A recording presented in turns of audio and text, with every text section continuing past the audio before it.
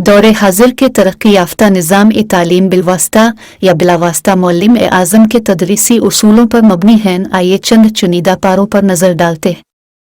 आपके पास कोई भी तालिब इल्म आता तो आप इसका इस्तकबाल और खैर मकदम फरमाते थे और सहाबा किराम को भी इस अमर की ताकीद की। अनकरीब तुम्हारे पास कौमें इल्म तलब करने आएंगी, बस तुम जब उन्हें देखो तो कहो रसूल अल्लाह की वसीयत के मुताबिक खुश आमदीद और उन्हें तालीम दो। अब दर्स व तदरीस के आगाज़ में मौजू का खुलासा और इजमाली खाका पेश करते और बाद अज़ां उसकी तफसील बयान करते। आप हसब इस्तिताअत इल्म सीखने की तरगीब देते थे और तहसील इल्म पर अपने सहाबा की खूब हौसला अफजाई फरमाया करते थे। तात अगर तलबा को उनके नाम से पुकारने का आदी हो तो कमरा जमात में तलबा की तवज्जो उस्ताद की तरफ रहती है। आप अपने शागिर्दों और सहाबा किराम को उनके नाम, कुनियत और लक़ब वगैरह से पुकारते थे। खैर खाई आप अपने शागिर्दों की खिदमत और कारकर्दगी से खुश रहकर इनको दुआएं देते थे।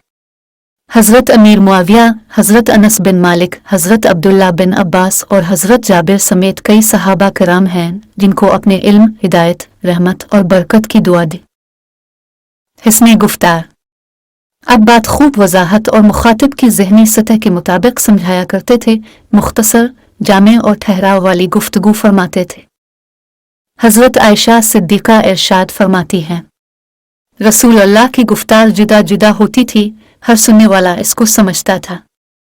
रसूल अल्लाह तुम्हारी तरह जल्दी जल्दी गुफ्तगू करने वाले नहीं थे। ज़रूरी बातों को दोहराना अब दौरान दर्स ज़रूरी बातों को कई दफ़ा दोहराया करते थे और तलबा को सबक के अदा का मौका देते थे। बॉडी लैंग्वेज का इस्तेमाल अब दौरान तालीम मौजू की वजाहत के लिए मुनासिब इशारों का इस्तेमाल फरमाया करते थे। उखुवत का मफहूम समझाने के लिए आपने फरमाया, एक ममन दूसरे ममन के लिए इमारत की मानिंद है जिसका एक हिस्सा दूसरे को मजबूत करता है। फिर अपने अपने दोनों हाथों की उंगलियों को एक दूसरे में दाखिल किया। आप अपनी बात की वजाहत के लिए खाकों और नक्शों का भी इस्तेमाल फरमाते थे। सहाबा किराम से एक रवायत है, रसूल अल्लाह ने हमारे लिए एक खत खींचा, फिर फरमाया ये अल्लाह ताला की राह है। फिर अपनी उसकी दाएं जानिब और उसकी बाएं जानिब खतूत खींचे, फिर फरमाया ये राहें हैं, इनमें से हर राह पर शैतान बिला रहा है। शागिर्दों को मालूम से गैर मालूम की तरफ, महसूस से गैर महसूस की तरफ और आसान से मुश्किल की तरफ बतदरीज लेकर जाना तदरीस के मुस्लिमा उसूल हैं। मिसालें तफहीम में आसानी पैदा करती हैं। रसूल अल्लाह ने इरशाद फरमाया, अल्लाह का जिक्र करने वाले और ना करने वाले की मिसाल जिंदा और मुर्दा जैसी है।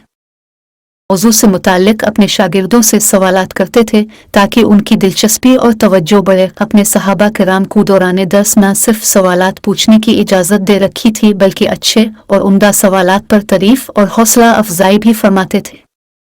अपने इस्तिफसार फरमाया, किया तुम जानते हो गीबत किया है? सहाबा ने अर्ज किया, अल्लाह और उसका रसूल बेहतर जानते हैं। अपने फरमाया, अपने भाई के मुताल्लिक तुम्हारा वो बात जिक्र करना जिसको वो नापसंद करता हो। अर्ज किया गया, अगर मेरे भाई में मेरी कही हुई बात मौजूद हो तो? फरमाया, अगर इसमें तुम्हारी कही हुई बात हो तो तुमने गीबत की, अगर इसमें तुम्हारी कही हुई बात ना हो तो तुमने इस पर बहतान बांधा। अब हुक्म इलाही के मुवाफिक अपने शागिर्दों और सहाबा किराम के साथ इकराम और तवाज़ो से पेश आते थे। इन पर शफीक व मेहरबान थे। नादार तलबा को अपनी ज़ात और अहल वाउल पर तरजीह देते थे। असहाबे सुफ़ा का इकराम अपने और अहल खाना से पहले फरमाते थे। अब तलबा की सलाहियतों और इस्तेदाद को मद्देनज़र रखते हुए मामला करते थे। दौरान तालीम तलबा के हालात और कैफियत का खूब इदराक रखते थे। उनके मिजाजों में रूनुमा होने वाली तब्दीलियों का नोटिस लेते और काबिल इस्लाह पहलुओं की तरफ तवज्जो फरमाते थे।